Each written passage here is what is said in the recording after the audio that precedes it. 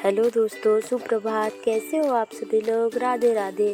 So friends, सुबह से ही मेरा सारा काम स्टार्ट हो चुका था। आप लोग देख सकते हैं। सबसे पहले मैंने पानी भरने के लिए ये देख लीजिए, पीने का जो हमारा बर्तन रहता है, ये टंकी निकाली हुई थी और इसमें पहले हमने थोड़ा सा पानी डाला था। उसके बाद फिर हमने थोड़ा सा लिया निरमा, और निरमा तो ख़त्म हो गया था, तो जो कुछ डिब्बा में था तो मैंने उसी से बचा खुचा सारा निकाल लिया था। और उसके बाद अच्छे से फिर उसको लेके टंकी को अच्छे से मांजना स्टार्ट किया, ताकि क्योंकि से हमें मांजना चाहिए ताकि हमारे बर्तनों को कोई भी जंग ना लगे और वो बढ़िया से साफ़ हो जाए। तो सभी का तो सुबह से ही अपना अपना काम लगा हुआ ही था, तो मैंने सारी टंकी अच्छे से धुल ली थी अंदर बाहर से।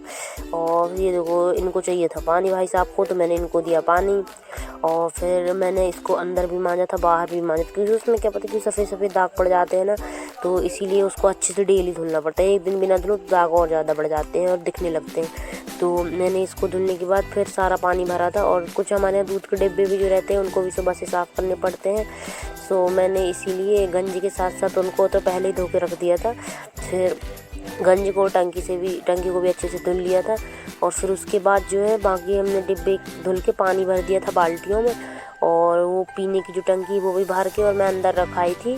वैसे तो बहुत भारी उठती नहीं है, पर क्या करूँ, उठानी पड़ती है अकेले ही। सभी का अपना अपना काम मन लगा रहता है, तो किसी को इतना टाइम नहीं रहता है कि कोई मेरे साथ मेरी टंकी रखवा ले। और फिर मम्मी थोड़े से क्या है कंडे बना के आती हैं, तो उनके हाथ गंदे हो जाते हैं। सुबह से सारी गायों का गोबर उठा के ले जाती हैं।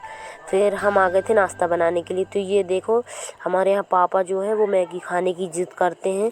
तो अभी तो मैं उनसे बोलती हूँ कि अब आपकी उम्र नहीं है मैगी खाने की, फिर भी वो नहीं मानते। और हम लोग नहीं खाते कोई भी घर में मैगी, पापा ही खाते। तो उनके लिए बढ़िया सी मैंने मैगी बना दी थी और हरा धनिया अच्छे से डाल दिया था बारीक करके, और वो प्याज भी ऊपर से डालते हैं। वो एकदम पुराने स्टाइल से खाते हैं।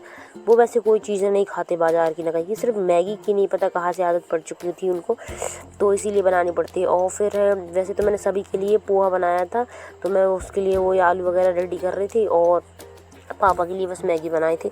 पापा क्या है, बेटू को भी मैगी दे देते हैं। मैं उनको मना करती हूँ कि नहीं पापा, उसको मत दिया करो, बच्चों को मैगी नहीं देना चाहिए, उनके मतलब बॉडी के लिए वो अच्छा नहीं होता है, और डाइजेशन पे भी फ़र्क पड़ता है बहुत ज़्यादा। तो फिर भी वो तो मानते हैं नहीं, और वैसे ज़्यादा उसको नहीं देते हैं, क्योंकि से बाहर तो केमिकल मिल आती है, बाकी यहाँ पे भी कहीं कहीं आप उसमें देख लो कीड़े भी हो जाते हैं। तो इसीलिए मैं अब बहुत ही ज़्यादा मना करती हूँ कि ये लास्ट था, मैं यही बोल रही थी, इसके बाद तो नहीं ही आएगी। फिर ये हमारी मैगी तो यहाँ से फटाफट रेडी हो चुकी थी। वैसे बर्तन भी बहुत ज़्यादा हो गए थे सुबह से, पर मेरा काम सिर्फ इतना था, बाकी तो भाभी करने वाली थी। फिर ये देखो, मैंने उनकी मैगी दे दी थी उन्हीं को। और फिर उसके बाद मैं आ गई थी अपना पोहा बनाने के लिए। ये देखो, मैंने इसमें आलू के ऊपर से पोहा डाल दिया था और अच्छे से उसको मेल्ट करके और ढक के रख दिया था। फिर हमारा छोटा भाई रोने लगा था, तो वो मेरे से तो बोलता है कि बुआ मेरे को खिलाओ, मेरे को खिलाओ। ये देखो कितना प्यारा है ना। आपको प्यारा लगा कि नहीं ज़रूर बताना, मेरे को तो बड़ा प्यारा लगता है। फिर मैंने उसके साथ थोड़ी सी की मस्ती, उसको खिलाया। उसको तो छोड़ने की इच्छा नहीं होती, पर क्या करें, काम भी डला रहता है हमारा, तो काम तो करना पड़ता ही है। तो थोड़ी देर मैंने उसके साथ खेला, मुझे अच्छा लगा। और फिर उसके बाद हम तो अपने दूसरे काम के लिए जा ही रहे थे। मैंने उसको वैसे बाहर सोचा कि बाहर ही लेटा दूँगी, वो पीछे पीछे लगा रहता है। किचन में रहो तो वहाँ भी आ जाता। तो मेरा पोहा भी देखो बन के बिल्कुल, ये देखो पोहा बन के रेडी हो चुका था। और सबसे पहले नाश्ता किया हमारी बेटू ने, क्योंकि से उसको पोहा बहुत ही ज़्यादा पसंद है, सबसे ज़्यादा पोहा पसंद है उसको। मैगी पापा ने उसको थोड़ी सी दे ही दी थी, माने नहीं, पर उसने पोहा ही खाया था।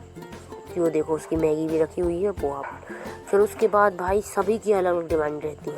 अचानक से दोपहर हुई तो बेटू कहने लगी मुझे खाने पराठे।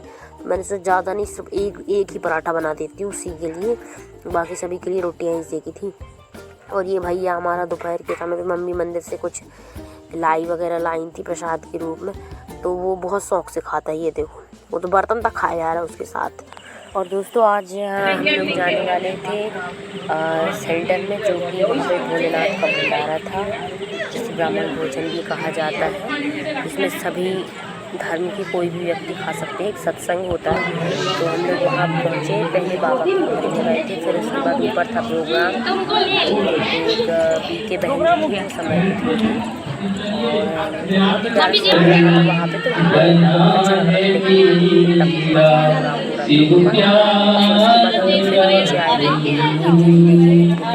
ये बिल्कुल साधारण रहती हैं। भगवान को ये अपना जीवन समर्पित करती हैं। बगल में शिवलिंग रखा हुआ है और बाबा का शिवलिंग। फिर नीचे हम लोग जब गए तो वहाँ पे ब्रह्मा भोज जिसे कहते हैं और भंडारा प्रसादी आदि बट रही थी और हम लोगों ने